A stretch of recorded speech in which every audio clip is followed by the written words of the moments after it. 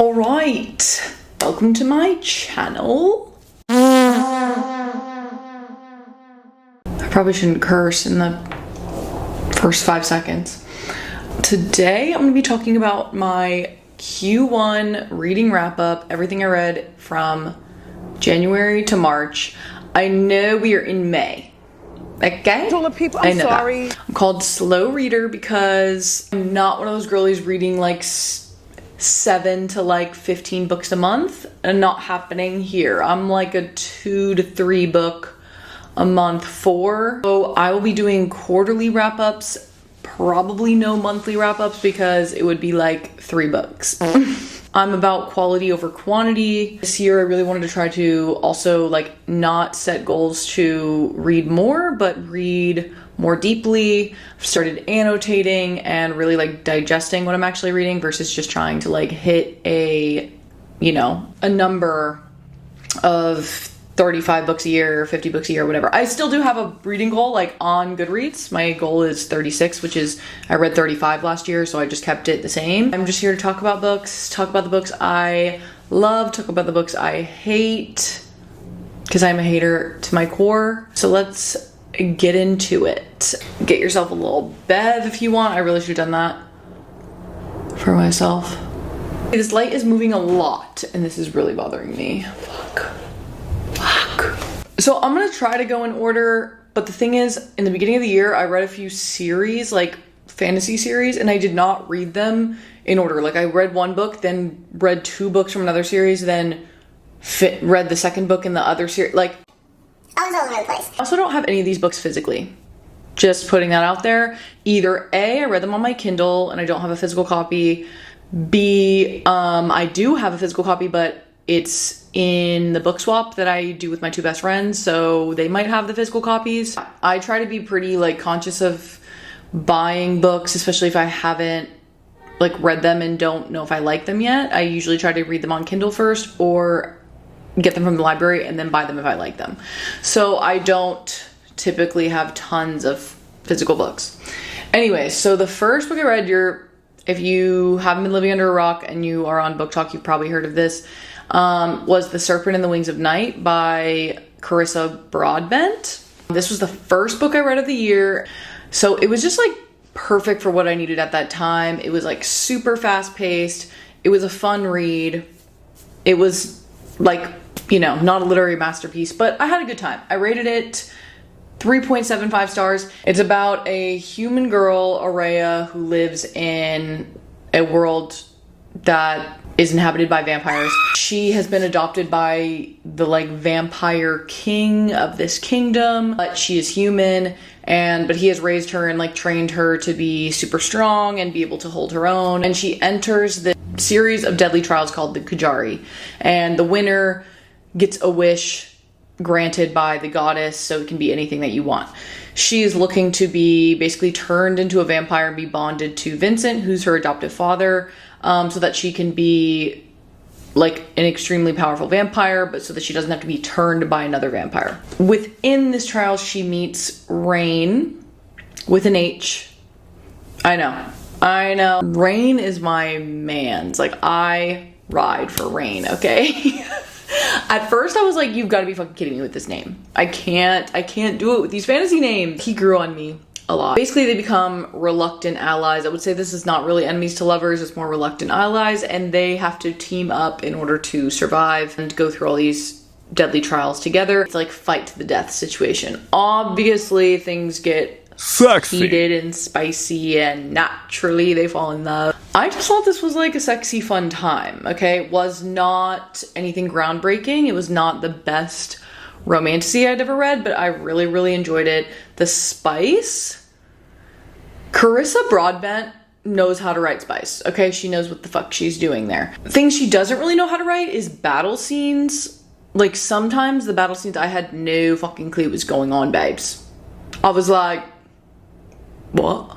Overall, I enjoyed it, had a good time. So then I read the second book in the series. I ended up reading another, like 2 books from another series, which I'll get to, in between reading this. And then that series was literally driving me to the psych ward. Spoiler alert, it's Fourth Wing. So then I read The Ashes and the Star-Cursed King, which is the second book in the series. This one I rated even higher. It also could have been because I was so relieved to not be reading Fourth Wing. I'm so sorry to my Fourth Wing girlies, but I'll get to that. Can't really say too much about this book because there's a huge kind of plot twist and like big climax at the end of the first book that if I kind of reveal anything that happens in this, it will spoil the end of the first book. So I'm not gonna say too much. I rated this 4 stars. This book was a lot slower. First half is really slow. Like there was a lot of stuff that was happening that I just didn't care about. Actually, there just wasn't that much happening. But about halfway through, it really picks up. And then from there, it's pretty much action-packed till the end. But Miss Broadbent could have cut like 150 pages out of this book and honestly wouldn't have missed any of it. However, I just love Araya and Rain. They're one of my favorite couples. I think they have so much chemistry. Once again, the spice. Guys, the spice in this book specifically, like more than the first book, God tier.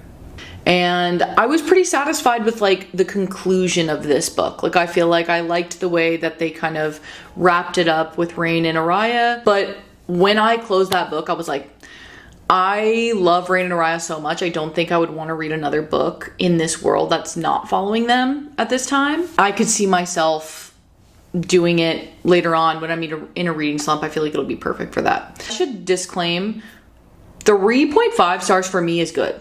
I am a really tough rater. Like I don't throw out 5 stars unless like it was like a life-changing book for me or I feel like it's gonna be like in my favorites of all time. I'm trying to get better at like not being so stingy with my 5 stars.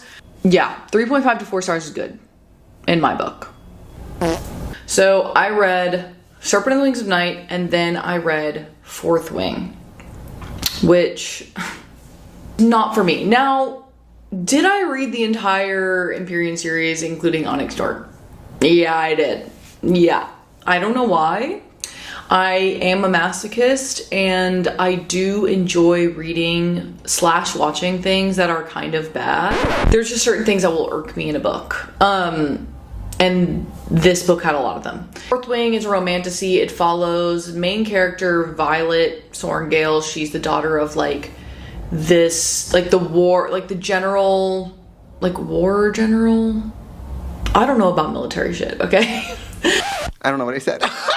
Anyways, they go to this military academy in Biscaya. Essentially, there's 4 quadrants in this military academy. Violet was always supposed to be a scribe. Her father was a scribe, and she's very like small and weak. She has, I think, like an autoimmune disease or like a sort of disability. So she was never intending to go into the fighters quadrant, but her mother essentially forces her to, which that's never like explained why. And then it just follows Violet as she kind of makes her way through her first year at this college. Immediately we're introduced to Xaden Ryerson. Xaden with an X. I know, these names, there's something has to be done about this. As soon as we meet Xaden, apparently he's the hottest man that has ever graced this earth.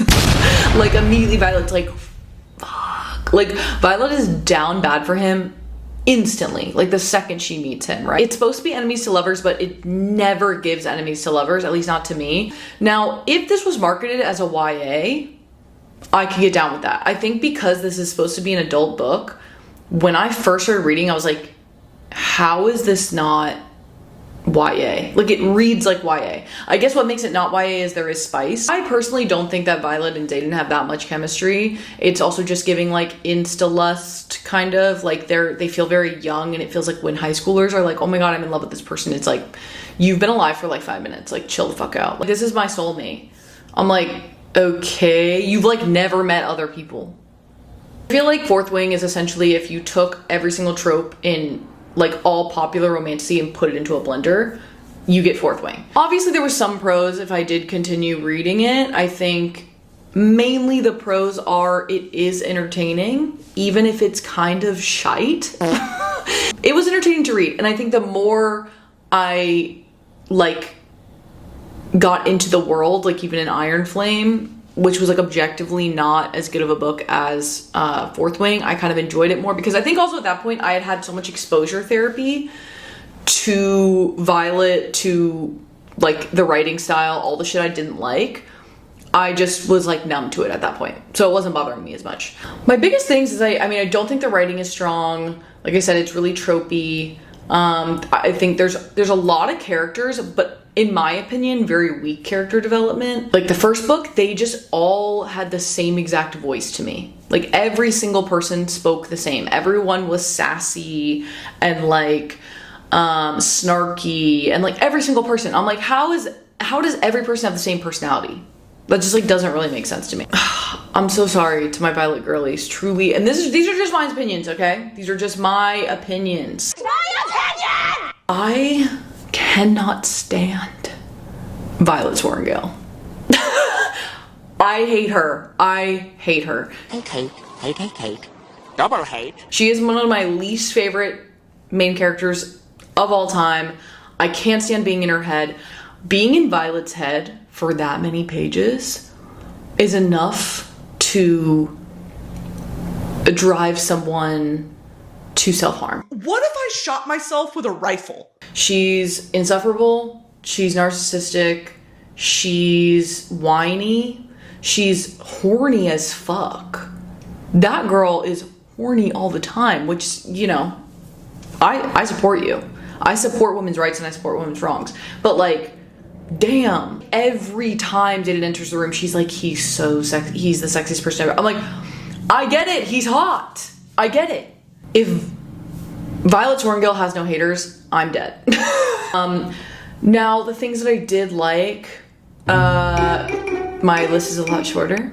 I do think the world building is like decent. It's not the best world building I've ever read, but it's also not the worst. They've done a pretty good job with like building out Miss Yarls. I mean, Miss Yarls and ChatGPT probably. Building out like the magic system and like political landscape and stuff. The dragons, I did not think I was like a dragon girl. I loved the dragons. Taryn, objectively best character, carrying this whole series on his back. Someone take that load off Taryn's back. Loved the dragons. I wish there was more dragon shit. I wish there was more dragons all the time. And then the pacing I think was decent. I did contemplate DNFing it, but I didn't. So that's a feat in itself. Okay, the next I read Iron Flame, obviously. I can't really speak too much to the plot of Iron Flame because it would ruin the ending of Fourth Wing. Rebecca Yarros does have a formula. She, like kind of at the end of every book, there's a massive battle scene and then a huge cliffhanger that leaves you like having to read the next book. Iron Flame, I think was, to be honest, I actually don't remember what the fuck happened in Iron Flame. Obviously following Violet and Xaden again, they're fighting pretty much this entire book. It's so annoying. I do think the side characters like grow on you a little bit more in this book than they did in the first book, so I was a little bit more invested in some of their stories. Now, I will give Miss Yarros her props where they're due, okay? She does know how to write a good battle scene. Like, the end battle scenes in both Fourth Wing and Iron Flame were so good. Fourth Wing, I rated 2.5 stars. And Iron Flame, I rated 3 stars. Like I said, I don't think that rating is like accurate or fair. It's more just my personal experience with it. Like I said, I wasn't as pissed off by everything in Iron Flame, so just naturally I rated it higher. It's objectively a worse book than Fourth Wing. Then I did continue and I read Onyx Storm. Read like 4 or 5 other books in between reading Onyx Storm. But honestly, I think that was good for me. I needed a break from the series. I needed some palate cleansers. I needed to like woo-saw after being in Violet's head for so long. So Onyx Storm obviously came out in January. When this book came out, I shit you not, I could not get on the train without seeing someone reading this. Like, it was everywhere for that first like 2 weeks it came out. But this one, I will say, I actually think I enjoyed Onyx Storm the most. And I don't know if that's a controversial opinion because I've seen mixed reviews. I've seen that people have thought Onyx Storm was the worst book in the series, and some people have said they think it's the best book in the series. So I don't really know if that's a hot take or not, but I think I enjoyed this the most because this one really follows like kind of a major side quest that the characters go on for reasons I can't say. But I thought it was actually really entertaining. Like, I really enjoyed the quest that they went on. I was like pretty invested the whole way. Now, this book actually had the opposite effect though of the first two books. Got to the last 100 pages, and when there was still 100 pages left, I was like, how? The end I didn't really like of Onyx Storm, but otherwise I did enjoy most of it. I still gave it like 3 stars, maybe. I can't even bring myself to give it 3.5. Big issue I had with this book, which I feel like I've seen everywhere, like so many people, this is not an original thought, okay? Many people had an issue with there being way too many characters in this book. Like, there's already a lot of characters in the Empyrean series, like in all 3 of these books, but there was like way more introduced in this book, and people like you'd never heard of. You're like, who the fuck is Llewellyn or whatever the hell?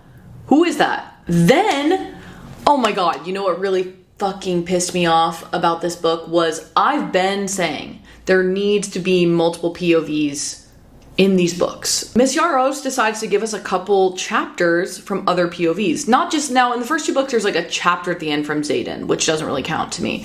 But in this, there was like a couple other characters' POVs at the end. However, the people she chose to do their POVs didn't make any sense to me because they were 2 people who weren't even like on the quest squad, which you're following basically the entirety of the book. So they're not people that, they are main side characters, but they're not like people that had a huge presence in this book. So that bothered me. And one of them I think was done okay, like it was done pretty well.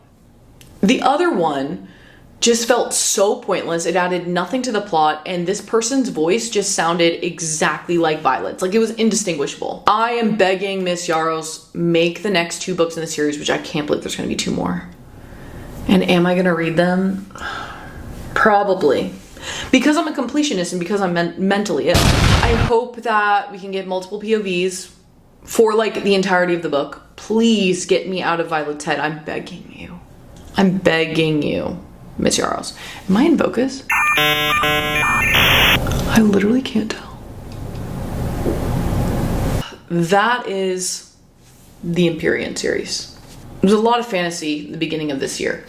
Then the first book I read outside of fantasy of this year, which was the perfect palate cleanser, was The Thursday Murder Club by Richard Osman. This had been on my TBR for a while. I was super excited to read it. And this just completely delivered what it needed to deliver, and this was a 5-star book for me. Essentially just follows a like group of retired older people that live in a retirement community, and they have a weekly get together called the Thursday Murder Club, and they essentially look at like old cold cases that were never closed, and they kind of try to like see if they could solve them or figure out what happened. Basically, a murder happened very close to them, and they end up investigating this murder that happened in real time, and they end up getting, you know, involved with the police that are investigating this, which also are 2 kind of main characters that we follow throughout the other books as well. So it's just following them like trying to investigate this murder. In this, you're following a murder mystery, but it's really more about these characters than anything else. It's about like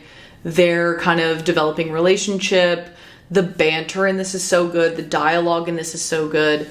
It's very British. If you're if you are in the mood for like a sweet palate cleanser book that is just cozy and fun and will make you literally laugh out loud, it's so great because it makes you laugh out loud, but there's also these really sweet like tender moments, and there's like really deep topics that are touched on. You know, these are older people who have lived a lot of life, and they're reflecting on their lives, on their families, and like there's just really sweet emotional pieces of this book as well. It's very like low stakes. If you're someone who needs super high stakes, this may not be the best for you. I'm not even joking. I literally just had to like, I got so hungry and tired all of a sudden that my brain just like literally stopped working. So had to take a food break. Anyways, I have an Olipop. Okay, let's do this. Okay, what the fuck was I talking about? Oh, God of the Woods. This is a literary thriller, historical fiction. This won Best Thriller for the Goodreads the Goodreads Choice Awards last year. I enjoyed this. I gave it 4 out of 5 stars. It wasn't like an all-time favorite book of mine, but I thoroughly enjoyed it.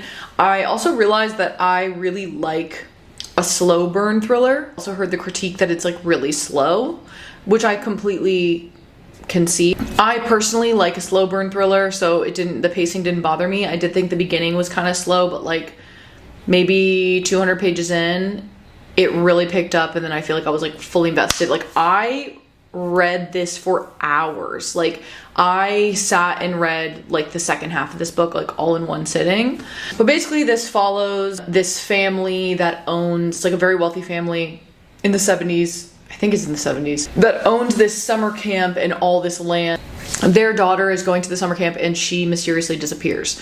What makes this whole situation weirder is their child, Bear, their first child, also disappeared 13 years ago and was never found. Obviously, a whole investigation breaks out. And this is a multiple POV thriller. It follows the mother of Barbara, who's the girl who goes missing. It follows one of the camp counselors. It follows one of the investigators. And it follows a few other relevant people, but mainly those POVs. I thought this was really well done. There's like layered timelines because you're also getting POVs from Alice back when Bear was a child and when Bear disappeared, and then obviously layering that with like what's going on in real time. I liked Liz Moore's writing style. The ending, I liked it. I thought it was a good choice, but I could also see why some people wouldn't like it. Even though I felt like the character development was good, I didn't like personally connect to a lot of these characters. I think Alice, her parts were the most emotionally gripping, but like this wasn't a book where, oh my god, I'm gonna think about these characters forever. I think that's why it was a 4-star versus a 5-star for me. Like overall, I think the story was good, but I wasn't like, oh my god, I'm gonna think about these characters, and I haven't really thought about them since. So, but overall, I think it's worth the read. That's God of the Woods. Switching vibes to some literary fiction. I read If an Egyptian Cannot Speak English by Noor Naga. At first, I didn't even rate this book because I could not figure out how I felt about this book or how to rate it at all. It was so like perplexing to me. An Egyptian American woman goes to live in Cairo, born in America, I believe, and her family is from Cairo, but she never lived there, grew up there. So it's her kind of returning there and feeling kind of all these like conflicting feelings of wanting to connect to her culture but not feeling like she belongs because she didn't grow up there. And she essentially enters like a tumultuous kind of toxic relationship with this Egyptian man. Both of these characters are unnamed. He's from like a very small village, has addiction issues, comes from like poverty, and she's like from a pretty wealthy family in the US. So really this story is just covering kind of their tumultuous relationship. There's, you know, kind of a lot of themes about class and, you know, like culture and privilege, and touches on kind of like the revolution that happened in Egypt, and I believe like the early 2010s, like maybe 2011-ish. I'm surprised I didn't DNF this. Honestly, I didn't DNF it because it was so short. If a book is so, like, I already have an issue DNFing, and I'm trying to get better at it this year, and like just not reading books that I don't like. But if a book is really short, sometimes I'm like, come on, like, you can finish it. I didn't really enjoy this book, and I'm not gonna say it's a bad book. It just maybe wasn't for me. The things that I did like, I think that it touched on a lot of these big themes that I think are important. Every chapter started with like a question, and I liked some of the questions that were asked. Big issue I had was the writing style. It was very like new age literary fiction. To me, it kind of felt like it was trying too hard to like be different. My fucking battery is dying. Oh. I think like I didn't connect with either of these characters. It was also like an artistic choice to obviously not name either of them, but it just made me not connect to them. I also didn't understand their like relationship or their draw to each other. Like I didn't think they had any chemistry. I didn't understand why they were in a relationship. It seemed like they didn't like each other at all. Also, they're supposed to have like kind of a language barrier, obviously, because he speaks Arabic and doesn't speak great English, and she speaks English and doesn't speak great Arabic. But I just don't feel like that was ever captured in like their interactions. And it all just felt like it escalated really quickly. And I was like, wait. This just didn't really hit for me. Next, okay, this was my favorite book of the quarter of the year so far. I read The Vanishing Half by Britt Bennett. This came out, I believe, in like this is like not a new book. It came out maybe 2018, maybe 2020. I don't know. This is a literary fiction, historical fiction, and no shocker, I rated this 5 out of 5 stars. I absolutely love this. I think this is one of my new favorite books of all time. Love. This follows two twin sisters who were born in this southern town called Mallard, where everyone is African-American, black, but they are very, very light-skinned because of like the origin of this town. Everyone is like so light-skinned. Some people can even like pass for white. Obviously, this takes place in the 1950s. So this follows two twin sisters, Desiree and Stella. And they up and leave this town at 16. They like run away from home. And then it starts off with Desiree is coming back to this town much later in life with her daughter. And Stella, we still are not sure where she is. Really follows Desiree and her kind of starting life over in this town. She moves back in with her mom, hasn't seen her mom in like many years. And then it eventually even follows her daughter Jude as she grows up. And then you do get reintroduced to Stella, who's living kind of a completely different life. She has gone on essentially to pass as white and marry a white man and have a child and a family and lives in like a white neighborhood in California. Whereas Desiree's kind of gone the opposite. She married a very dark-skinned black man and they have a child, and so her daughter is very dark-skinned as well. So it's just following their lives, where they are now and how they've chosen these very, very different life paths and kind of how all of that unfolds. I loved this so much. It's not a long book. It's like 350 pages. And I just feel like Britt Bennett earned every single one of those pages. Like, she did not waste a single moment. Everything felt so important. All the side characters in this are so well done. Like, I would read a spin-off of every single character. The daughters, I didn't expect to kind of be like main characters and it to follow them as much, but it did. And I think it was so well done in like bridging their kind of experiences. This is actually inspired by a book written in 1929 called Passing. And Passing actually was made into a film on Netflix, which I did watch. So I remembered watching that and I was like, oh, I do feel like I saw something kind of similar to this. I highly, highly recommend this. I think this should be like, I hope this becomes like a new classic. I think this should be like read in schools. I just thought this was so, so beautiful. I cried reading this. But yeah, that was The Vanishing Half. Back to literary fiction that did not hit for me. I read Thirst by Marina Yuzuk. I believe she's from Argentina. And this, I think, was her first like translated book published in the US. It was promising. It had a good premise. I was excited to read it, but it just, oh my god, this book was such a fucking snooze fest. I'm so sorry. Boring. Beautiful cover though. Beautiful, stunning cover. But essentially this is like lesbian vampire erotica, which, like I said, slay. I support women's rights and I support women's wrongs, okay? So I was sat for this. I was like, it's dual POV, but it's done really weird where the whole first half of the book is one POV and the second half is a different POV.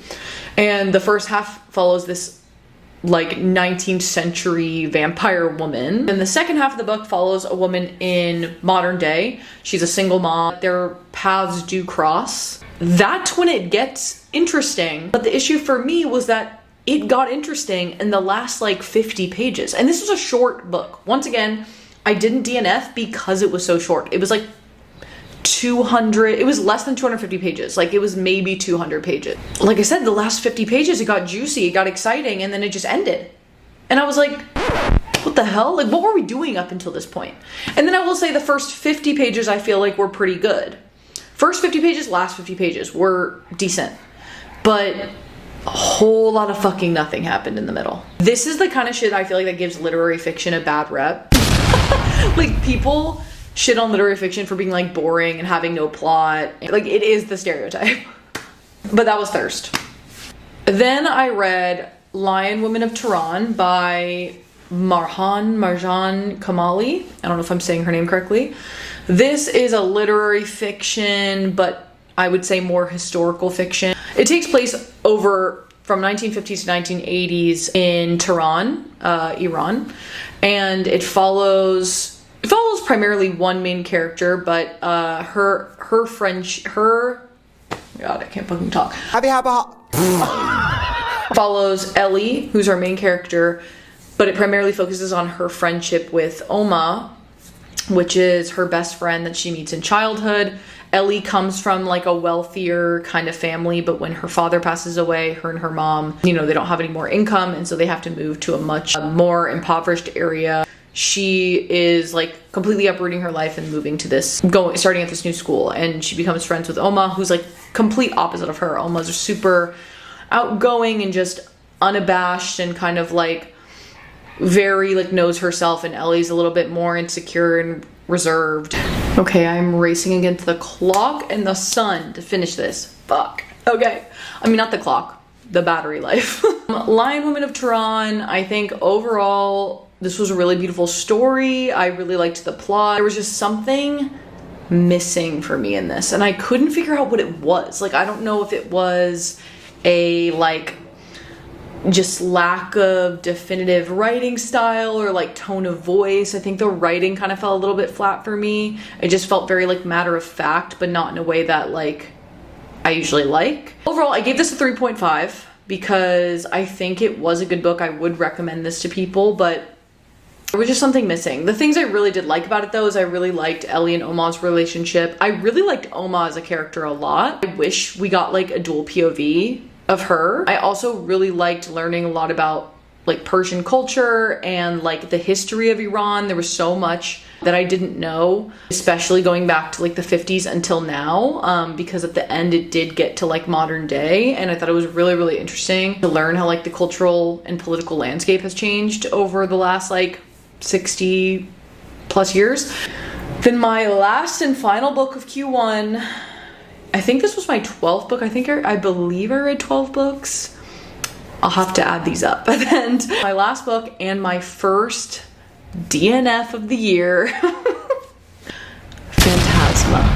I know. This just was not it for me. Okay, this is actually the one book I do have physically. I wanted this to hit. I really did. It follows our main character, Ophelia, has just lost her mother. Like in the very beginning, her mother has died, and her sister have to deal with like the aftermath and dealing with her estate. Her mother was someone who could speak to the dead, and so a lot of people came to her for like her services. They very quickly find out that they're gonna lose the estate. I guess, I don't know what was happening, but financially they were not in a good place. Ophelia's sister Genevieve enters, it's like a deadly competition called Phantasma. It happens every year, and it's like in a haunted mansion, and the winner gets like a grand prize. I think it's like whatever you want, essentially. She's gonna ask for the money to keep their estate. And Ophelia enters the competition because she needs to like save her sister. Not really trying to win, she's just trying to find her sister. And then we're introduced very quickly to the love interest, which is, his name is like Blackwell, which right out the gate I was like, please don't piss me off. He's like a ghost, but he has a very he's a phantom, I think.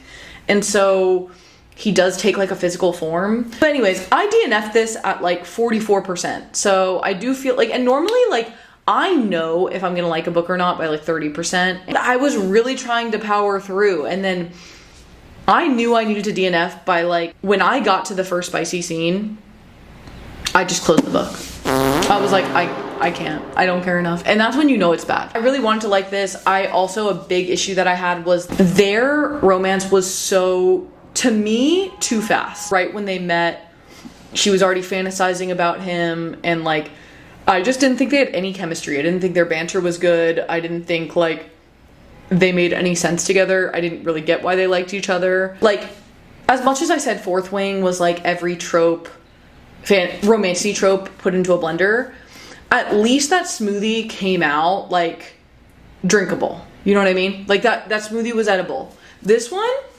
was straight garbage. Like, it was like when you put too much shit in a blender and then it just comes out gross, you know, and it just all turns like brown.